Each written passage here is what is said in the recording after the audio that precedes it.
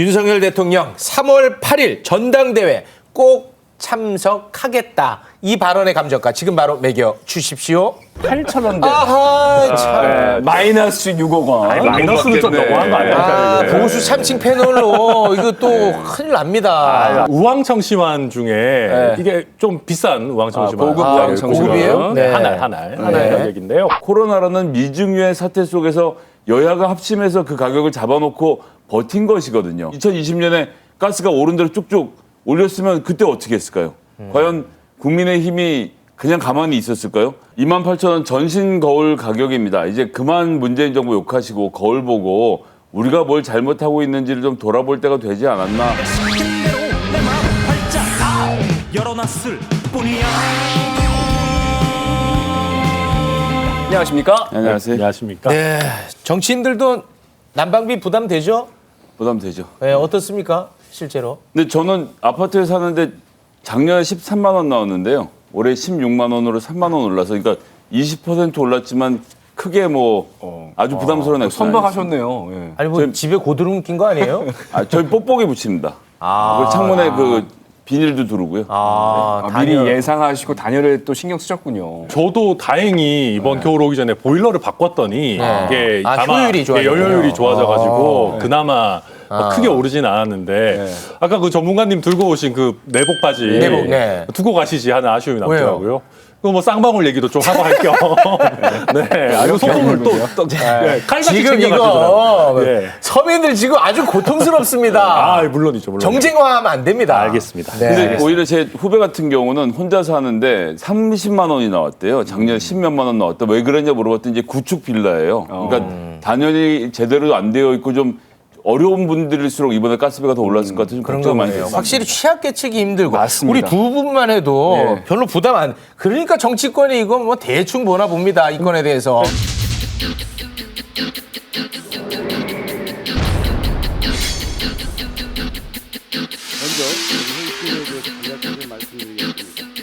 사실 전쟁이나 또는 경제 상황 때문에 이런 상황이 발생할 수 있다는 것은 대체적으로 예상된 일이었는데 이 현 정부에서 이에 대한 대책을 충분히 마련하지 못했습니다.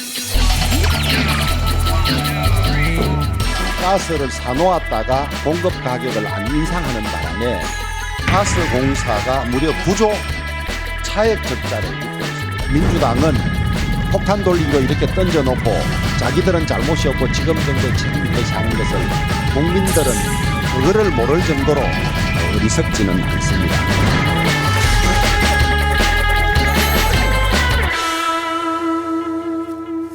네, 남탓 공방이 난방비 대책이 될 수 있을지 모르겠습니다만 지금 정치권은 남탓 공방으로 아주 뜨겁습니다. 주호영 원내대표의 발언인데요. 난방비 폭탄은 문 정권의 포퓰리즘 때문인데 우리가 책임을 떠안았다. 이 발언의 감정가 지금 바로 매겨 주십시오. 자, 공방을 보면 민주당은 현 정부가 대책을 마련하지 못했다라는 거고 국민의힘은 문재인 정부가 가스요금 인상을 막아서 그런 거다 맞서고 있는 상황입니다. 자, 주호영 원내대표의 발언에 대한 감정가 들어주시죠. 58.7조 원대 28,000원입니다. 네, 이게 사실은 이게 58.7조 원은 문재인 정부 기간 동안 늘어난 한국전력의 부채 규모입니다. 네. 원래 한 100조 원 조금 넘던 게 지금 한 165조까지 늘었거든요. 네. 한국에 있는 그 어떤 기업보다 부채가 많다라고 해요. 뭐 삼성전자, 현대자동차 다 포함해가지고. 저는 주호영 원내대표 발언 중에 가스공사가 그 미수금 9억 늘어난 거는 저는 좀 어쩔 수 없는 면이 있다고 봅니다. 왜냐하면은 구조 정도, 네. 구조 늘어난 거는 왜냐하면 이게 급격하게 오르다 보니까 지금 가스공사가 이 정도 미수금 끌어안아도 국민들 부담이 이렇게 늘어났는데 네. 이걸 그대로 다 전가했다라고 하면 사실 더 엄청난 네. 부담이 되는 것이거든요. 그런데 그와 다르게 한전 같은 경우는 이거는 사실은 변명하기가 쉽지가 않습니다. 5년 동안 계속해서 부채를 쌓는 식으로만 포퓰리즘식으로 운영을 했거든요. 지금 우리나라가 국가 부채도 문재인 정부 시작하기 전에 600조 수준이다가 지금 1000조 원까지 올라왔어요. 근데 에너지 공기업들도 지금 문재인 정부에서 포퓰리즘적으로 운영을 하다 보니까 이게 더 이상은 미래 세대에게 부담을 떠넘길 수 없는 지경에까지 왔거든요. 네. 그러니까 저도 여당에 몸담고 있는 사람이고 다음번에 총선 준비해야 될 수도 있는데 네. 솔직히 저 같은 경우에도 한 1년 정도 더 뭉개고 가면 좋습니다. 아, 네. 아니 그럼요. 아니 요금 인상 안 하고 적자도 싸우면 좋아요. 저희도 그냥 뭐 다음 정부 부채 1,500조 또 하나를 하고 던져버리면 그만일 수 있겠지만 네. 그건 책임 있는 자세가 아니거든요. 네. 저는 그런 면에서 저희 윤석열 정부가 어렵지만 책임 있는 자세로 정치하려고 나름대로 노력하고 있다 그렇게 네. 생각합니다. 네. 28,000원 전신 거울 가격입니다. 이제 그만 문재인 정부 욕하시고 거울 보고 우리가 뭘 잘못하고 있는지를 좀 돌아볼 때가 되지 않았나 조영 원내대표에게 말씀드리고 싶습니다. 네. 이번에 가스비 오른 거 가지고 저도 민주당이지만 한 번도 정부 비판한 적 없습니다. 인상 요인이 있었잖아요. 뭐 이래저래 가스비가 오를 수밖에 없는 상황이었고 그래서 오른 것이고 어쨌건 감내해 갈 몫이라고 생각했는데 지금 이제 뭐 옛날에 왜 안 올렸냐라고 타박을 합니다. 네. 근데 지금 옛날이란 게 언제입니까? 2020년, 21년, 22년 코로나 때문에 지금 모든 국민들이 굉장히 경제적으로도 위축됐고 특히 자영업자들 전기료, 수도세, 가스비 이런 거 내기 힘들고 임대료도 못 내서 허덕이던 상황에서 어떻게 가스비를 올리나요? 그러니까 그런 상황은 문재인 정부가 포퓰리즘을 쓴 게 아니라 코로나라는 미중유의 사태 속에서 여야가 합심해서 그 가격을 잡아놓고 버틴 것이거든요. 네. 그래서 그 부담을 지금 윤석열 정부가 떠안은 것이 일부 현실이 있지만 그걸 문재인 정부 책임이라고 할 수는 없는 겁니다. 그럼 2020년에 가스가 오른 대로 쭉쭉 올렸으면 그때 어떻게 했을까요? 과연 국민의힘이 그냥 가만히 있었을까요? 왜 올린다라고 난리를 쳤을 것이거든요. 그런 걸 생각한다면 좀 이런 에너지 정책 이런 것에 있어서 특히나 코로나 같은 방역 정책 이런 거는 정권을 넘나들면서 서로의 이야기를 좀 이해해 줬으면 좋겠습니다. 네. 국민의힘에서는 이제 문재인 정부의 탈원전 정책 때문에 뭐 이런 사달이 났다 뭐 이런 얘기도 하던데 그거는 어떻게 연결이 되는 건가 좀 그러니까 궁금합니다. 사실 탈원전이 가스비랑 바로 연결되는 거는 아닙니다. 아, 그래요? 이제 한국전력의 적자폭과 관련한 얘기일 거고요. 네. 근데 다만 문재인 정부가 약간 유토피아적으로 운영했던 건 있어요. 그러니까 좀 더 비싼 에너지 믹스를 채택했거든요. 그러니까 이제 뭐 태양광이라든지 이런 부분들이 발전 단가가 아무래도 원전보다는 비쌉니다. 예. 그러니까 이제 그런 식으로 전환을 하는 과정에서 요금은 또 그만큼 바로바로 반영하지 못했습니다. 네. 또 거기다가 뭐 LNG라든지 이런저런 뭐 원자재 상승까지 겹치고 이러다 보니까 부채 규모가 정말 많이 높아졌어요. 네. 그러니까 문재인 정부에서 이렇게까지 부채가 쌓이게 된 것도 어찌 보면은 굉장히 비싼 에너지 믹스를 추구하면서 그만큼 가격을 전가시킬 쪽을 못 찾았던 거예요. 민주당에서 야당일 때는 이거 부자들한테 해야 된다, 기업들한테 부담 더 지워야 된다라고 하지만은 막상 본인들이 여당이고 정부를 운영한다고 하면은 이 경제 부분, 성장 부분 신경 안 쓸 수 없는 것이거든요. 네. 그러니까 이게 막상 정부를 운영하다 보면 쉽지 않은 부분들이 많이 그러니까 있어요. 뭐 예를 들어 뭐 산업용 전기료라든지 이런 거 문재인 정부 때 그럼 인상했어야지 왜 그때는 안 하고 지금 와서 왜 이런 보수 정당한테만 얘기입니까? 그러냐라고 하는데 그게 그렇게 간단한 문제가 아니에요. 예. 제가 다른 말은 모르겠는데 탈원전 때문에 에너지 가격이 올라갔고 탈원전 때문에 원자력 발전소를 제대로 운영하지 않아서 문재인 정부 때 문제가 있었다고 말하는 사람은 단언할 수 있습니다. 이거 무식한 얘기입니다. 정치인이 이렇게 얘기하면 안 돼요.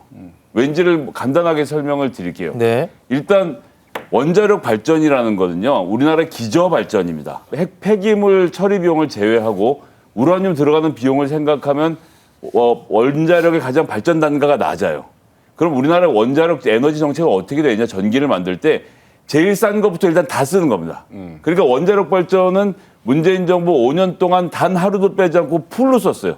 쓸 수 있는 에너지를 풀로 일단 원자력 발전해서 전기를 만들고 그걸로 부족한 걸 석탄으로 채우고 LNG로 채우고 뭐 태양, 뭐 풍력 등으로 채우는데 이제 말씀하신 에너지 믹스가 비싸게 들어갔다는 것은 자, 삼성전자가 최근에 어떤 걸 발표했습니까? 아리백 하겠다. 그러니까 우리가 100% 재생에너지 쓰는 것을 2040년인가 50년까지 달성하겠다고 얘기했잖아요. 아리백을 하려면 우리가 신재생에너지를 많이 만들어야 돼요. 그러니까 돈을 좀 더 주고라도 태양이나 풍력을 해야 되는 건 너무 당연한 일인데 다시 원래 얘기로 돌아가서 원자력 발전은 무조건 100% 쓰게 돼 있는 겁니다. 근데 문재인 정부 때 그럼 예를 들어서 대통령이 자, 우리 원자력 발전 100으로 하지 말고 80만 합시다. 줄이세요. 문재인에겐 그럴 능력이 없어요. 할 수가 없는 일입니다. 원자력 법이 그렇게 돼 있기 때문에 전기 생산을 100% 하는데 그럼 왜 양이 줄었었느냐.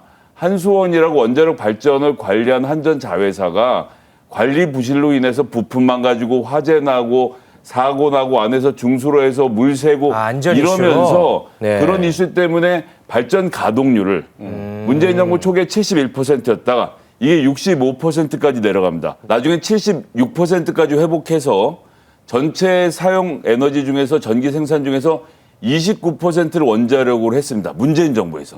그러니까 할 수 있는 최대한을 다한 것이고 그때나 지금이나 변함이 없기 때문에 탈원전 때문에 원자력 발전소를 제대로 돌리지 못했다라고 말하는 이 국민의힘 사람들은 이 전기 생산의 구조 자체를 모르는 문제가 아니, 그럼 있어서 문재인 정부의 정책 기조가 탈원전 정책이잖아요.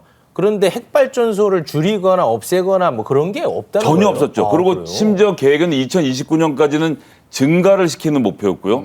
우리가 여기서 탈이라고 하니까 무슨 탈출하는 걸 자꾸 생각하는데 포스트 누클리어, 포스트 모더니즘이라고 하잖아요.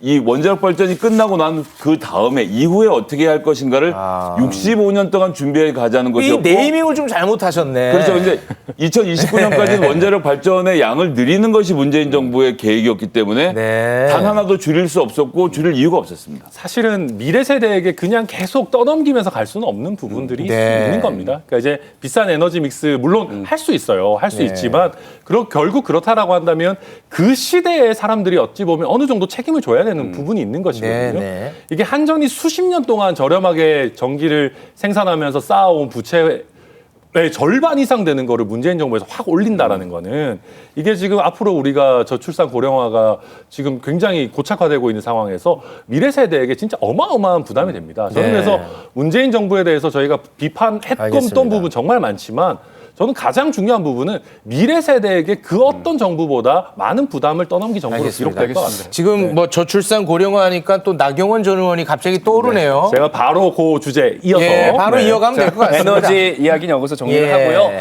자, 국민의힘 전당대회 최대 변수 나경원 전 의원이 어제 불출마 선언을 했죠. 그러면서 전당대회 구도가 요동치고 있습니다. 자, 이런 가운데 오늘 윤석열 대통령이 여당 지도부 오찬 모임을 함께하면서 과연 어떤 이야기가 나올지 주목이 됐는데요. 관련해서 오늘 두 번째 감정 발언 바로 확인해 보겠습니다. 이번에 그만두기로 결정했습니다. 수선 의원들의 처지는 이해합니다. 정말로 안타깝습니다. 살신 성현의 모습을 높게 평가하고 싶습니다. 철새 정치인이라거나 또는 여기 기웃 저기 기웃하는 그런 모습의 정치인의 삶을 살아오지 않았기 때문에 이렇게 합당을 해서 함께 지방선거를 승리로 이끈 게 잘못한 겁니까? 연포탕에 대해서 이렇게 현수막을 붙여놓으시고 진흙탕 싸움을 계속하고 계신가?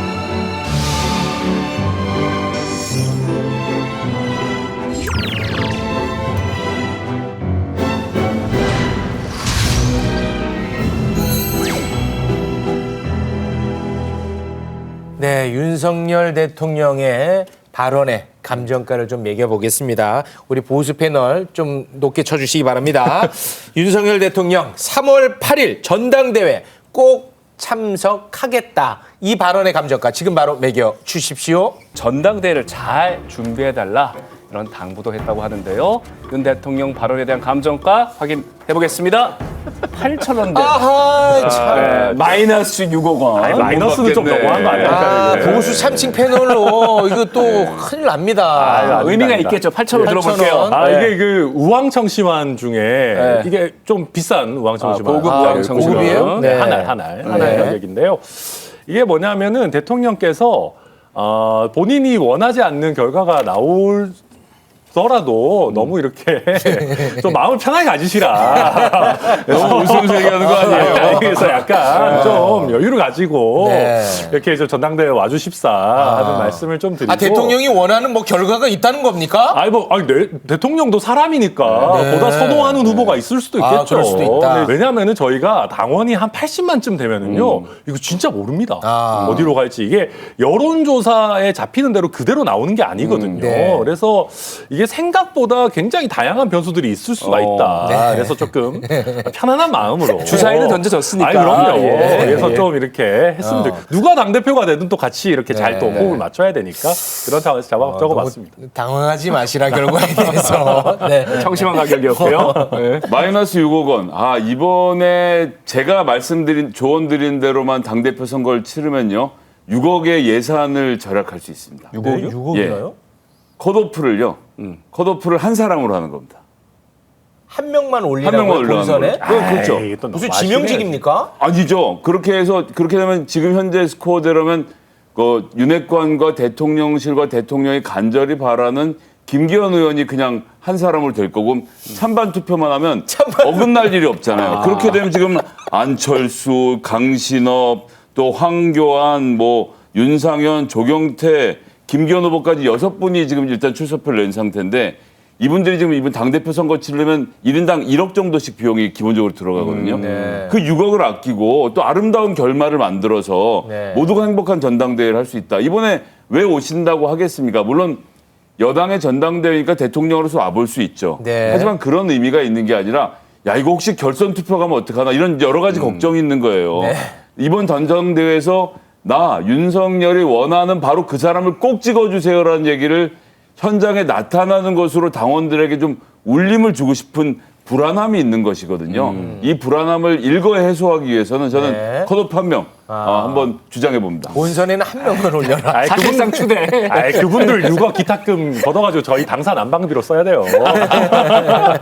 그리고 이게 또 모릅니다. 그리고 이제 사실 저희 당 같은 경우는 그 윤석열 대통령만 오셨던 거는 아니고 네. 뭐 박근혜 대통령 때나 뭐 이명박 대통령 때나 전당대회 때 자주 오셨었어요. 그래요? 근데 대통령이 이렇게 룰 정하는 데까지 구체적으로 깊숙하게 들어오신 건 이번이 처음 것 같아요. 뭐 저도 제가 당 경력이 길지 않아가지고요. 뭐 그런데 그러니까 이게 저도 그래서 약간 아쉬운 거는 그런 건 있어요. 그러니까 이번에는 특히 윤심 논란이 굉장히 세게 있었기 때문에 네. 지금 타이밍에 굳이 대통령께서 오신다고 미리 발표할 필요가 있었을까? 그냥 그날 갑자기 오셔도 되는 거거든요. 네. 또 굳이 따지면은 대통령의 동선은 원래 경호상 비밀입니다. 아, 이것도 엠바고 걸리는 겁니까? 원래 엠바고가 걸리는 게 정상이고요. 오늘도 대통령실에서 뭐라고 발표했냐면 그럼 이거 기사 다 내려야 되지 않아요? 그래서 이게 지금 되게 경호처에서도 약간 난감해하고 있는 게 네. 대통령실에서 확정해서 발표하는 것처럼 하지 말아달라. 그냥 여의도에서 당에서 들은 걸로 해달라. 뭐 이런 식인데 그게 사실 똑같은 얘기잖아요. 별로 다를 게 없잖아요. 네. 그래서 그런 면에서 이게 너무 윤심 논란 나오고 있는 상황에서 네. 이렇게 미리 발표할 필요가 있었나. 그럼 경호상 이유 때문에 김건희 여사가 지금 여당 여성 의원들과 오찬하는 사실도 막 기사가 내려가고 그 있는 기사 다 거군요. 내려갔어요. 그거 예, 입에 그러니까요. 올리면 안 됩니다. 아 그렇군요. 죄송합니다. 그러니까 경호상의 뭐 문제인지 대통령께서 꼭 참석하겠다는 의지를 보였다 이렇게 그렇죠. 얘기를 근데 하는 그 거겠네요. 의지를 보인 거에는 어떤 불안감이 반영됐다 이렇게 보시는 겁니까? 이번 전당대회는 저를 위한 곳이에요.라고 지금 대통령께서 말씀하시는 거죠. 내가 원하는 방식으로 네. 당을 좀 잘해볼 수 있게 제가 믿는 그 사람 연포탕 같이 먹읍시다. 지금 이렇게 말씀하시는 거죠. 그러니까 불안감 얘기 나와서 말인데 지금 이제 나경원 전 의원이 불출마하면서 결국 이제 사실상 김기현 대 안철수 양강구도 아니겠습니까? 분석가들이 하는 얘기가 다 달라요. 김기현이 유리하다, 안철수가 유리하다. 두 분은 어떻게 지금 분석하고 계십니까? 저는 기본적으로는 여론조사에 비해서는 네. 김기현 의원이 유리한 구도인 건 맞다. 네. 왜냐하면은 여론조사는 인지도가 되게 중요합니다. 이 사람은 일단 내가 아냐 모르냐. 네. 이게 전화가 왔을 때. 여론조사는 네. 근데 안철수 의원 같으면 일단 전 국민이 다 알잖아요. 아유, 대부분. 다 알죠. 김기현 의원 같은 경우는 그게 약간 조금 떨어지죠. 그럴 수 있어요. 네. 근데 문제는 당원쯤 되면 김기현 의원 다 압니다. 다 알죠. 예, 그렇기 때문에 여론조사에서 나오는 흐름보다 김기현 의원이 실제로는 굉장히 괜찮을 수 유리할 수 있다라는 있다. 게 네. 하나가 있는데 다만 변수는 나경원 의원을 좋아하는 분들은 또 이거 좀 너무한 거 아니야? 이 상황이. 이 상황이 이거 좀 내가 대통령은 좋아하지만 네. 이 윤핵관이라고 하는 분들이나 지금 주류나 뭐 초선들이 연판장 돌리고 이런 거 좀 너무하다. 그럼 이 사람들한테 본때를 보여주려면 또 안철수 쪽으로 좀 우리가 힘을 실어줘야 되는 거 아니야? 라고 네. 하는 바람이 또 있을 수가 있어요. 그래서 제가 말씀드리는 게 이게 80만 당원쯤 되면 생각보다 예상하기가 굉장히 어렵다. 이렇게 말씀드리는 겁니다. 김기현 안철수. 일단 김기현 의원이 되죠. 실제 당원들은 영남 지역 혹은 60대 이상이 40%가 넘는 상태이기 때문에 이렇게 해서 대구 경북 지역의 여론만 놓고 보면 김기현 의원이 전 1차전에서 이길 가능성이 아주 높은 상태다라고 일단 결선까지도 안 보고요. 가고? 예. 네. 그리고 또 중요한 건 조금 전에 제가 한 명으로 추대하자는 얘기를 이제 농반진반한 것은 네. 이유가 딴 데 있는 게 아닙니다. 지금 이제 안철수 대 김기현의 양강 구도로 네. 가잖아요. 그리고 오늘 내일 여론조사 전화가 돌고 월요일쯤 발표가 되는데 예를 들어서 안철수 후보가 생각보다 좀 높게 나왔다 이러면 네. 이번에는 안철수가 저 반윤이다. 저 철새다. 일단 철새 얘기 벌써 나왔군요. 그러면서 대대적인 공격에 들어갈 거예요. 연대 보증인 아닙니까? 연대 보증이 중요한 게 아니죠. 이번 선거에서 김기현 외에 다른 변수가 존재하는 것을 통제해온 것이 윤핵관들의 활동이었잖아요. 아니 나경원 의원을 누가 반윤이라고 생각합니까? 근데 2주일 만에 그렇게 만들었잖아요. 네. 그럼 이번에 안철수 의원을 그렇게 정치적으로 제거하는 작업에 들어갈 건데 제가 남의 당 일이긴 하지만 총선을 생각해 보면요. 윤석열 네. 대통령 혼자만은 안 됩니다. 옆에 유승민, 안철수, 나경원, 김기현 여러분들이 다 필요한데 지금 윤핵관들이 하는 거 다 쳐내고 딱 자기만 남겠다는 거거든요. 그렇게 해서 안철수 의원까지 다치게 하는 것보다는 그냥 한 명 컷오프해서 네, 네. 찬반 투표하는 게 좋지 않겠냐 예. 라는 말씀드리는 겁니다. 뭐 한 명으로 컷오프할 것 같으면 아예 그냥 당 대표를 가나다 순으로 하자 이렇게 할 수도 있겠는데요. 그러면 가나다 선생님 강신업 제가 큰일 날 얘기를 했네요. 취소하겠습니다. 알겠습니다. 이 정도에서 마무리를 짓겠습니다. 함께해 주신 두 분 고맙습니다. 고맙습니다. Stay